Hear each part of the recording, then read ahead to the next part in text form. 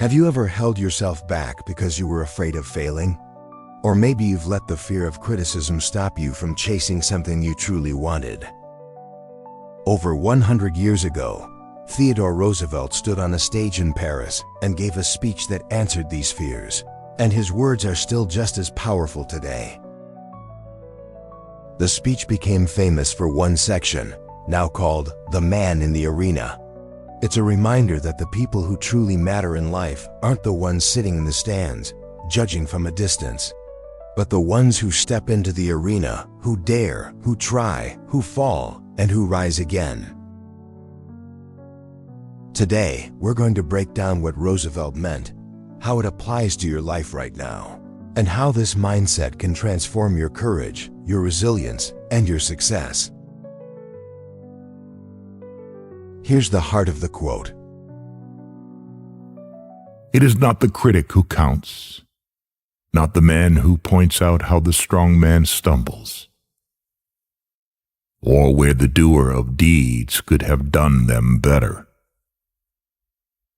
The credit belongs to the man who is actually in the arena, whose face is marred by dust and sweat and blood, who strives valiantly, who errs, who comes short again and again. Because there is no effort without error and shortcoming. But who does actually strive to do the deeds? Roosevelt is telling us, the value of a life isn't measured by how perfectly you avoid failure. It's measured by how courageously you participate, even when it's messy, even when you risk losing. Too often, we stay in the stands convincing ourselves we'll join in later when we're ready. But the truth is, nobody is ever fully ready. In our modern world, criticism is everywhere. Social media makes it easy for people to judge without ever creating anything themselves. And sometimes, the loudest voices belong to those who have never stepped into the arena at all. If you listen to them, you'll play small. You'll protect yourself, but at the cost of your potential. Roosevelt's words are a challenge. Do you want to be a spectator or a participant? Participation means risk. It means you will get things wrong. You will face setbacks. But it also means you'll grow, you'll build resilience, and you'll live a life with fewer what-ifs. Here's the danger. If you stay in the stands, you might avoid embarrassment, but you also avoid achievement. Life isn't a dress rehearsal. There's no perfect moment when the risk disappears. Imagine if every inventor, artist, entrepreneur, or leader waited until they were sure no one would criticize them. We wouldn't have electricity. We wouldn't have flight. We wouldn't have inspiring speeches like this one. Doing nothing is safer, but it's also emptier. Now the big question is, how do you actually live this out? It's easy to hear Roosevelt's words and think, yes, I'm going to be brave. But then Monday morning comes, your coffee is cold, and your brain says, maybe tomorrow. Let's turn his philosophy into real, everyday actions. 1. Start before you feel ready. You've probably told yourself, I'll do it once I've read more, learned more, prepared more. But here's the truth. Readiness is a moving target. The more you wait, the further away it feels. Every great leader, creator, and entrepreneur started before they had all the answers. Jeff Bezos didn't know exactly how Amazon would look 20 years later. Oprah didn't know she would become a media icon when she took her first radio job. They just stepped in. You can too. 2. Redefine failure. When Roosevelt said, "Who errs, who comes short again and again," he wasn't glorifying mistakes. He was normalizing them. Failure isn't a dead end. It's a data point. It tells you what doesn't work so you can find what does. Think of Thomas Edison when asked about his thousands of failures in creating the light bulb. He famously said, "I have not failed. I've just found 10,000 ways that won't work." 3. Protect your mental arena. Criticism can be helpful if it comes from people who understand the struggle.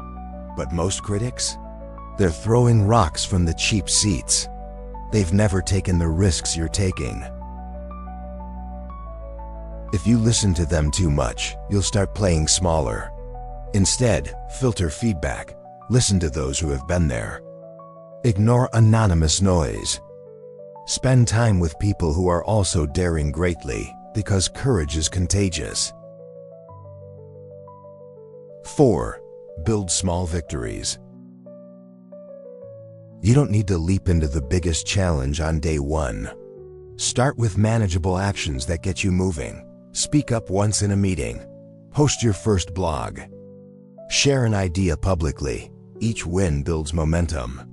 Each step makes the arena feel more familiar. Courage isn't the absence of fear. It's the decision that something else matters more. Roosevelt understood this deeply because his life was a series of arenas. As a child, he battled severe asthma, often gasping for air at night. But instead of letting that define him, he trained his body, learned to box, hiked, and pushed himself outdoors. As a young politician, he faced bitter opponents and public criticism. Instead of quitting, he leaned in harder, often choosing the more challenging path. He also faced personal tragedy. On the same day, he lost his wife and his mother. Most people would retreat for years, and Roosevelt did step away for a time, moving to the Dakota Territory. But even that wasn't an escape, it was rebuilding. He worked as a cowboy, hunted, wrote books, and returned to public life stronger. Why does this matter for us? Because courage isn't a one-time decision, it's a practice. You build it like a muscle by using it often. Here's the thing, you don't need to run for president to live with courage. You can speak up when it's uncomfortable. You can try something new even if you're bad at it at first. You can face that fear you've been dodging for years. And remember, courage isn't loud. Sometimes it's quiet. It's the steady persistence of showing up every single day, even when no one's clapping yet. So here's my challenge for you. This week, choose one area of your life where you've been sitting in the stands. Maybe it's a project you've been too nervous to start, a conversation you've been avoiding, a dream you've been talking about but not acting on. And then, step into the arena.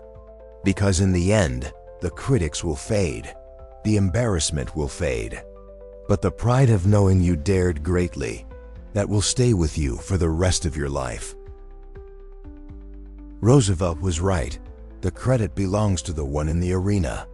Make sure that's you.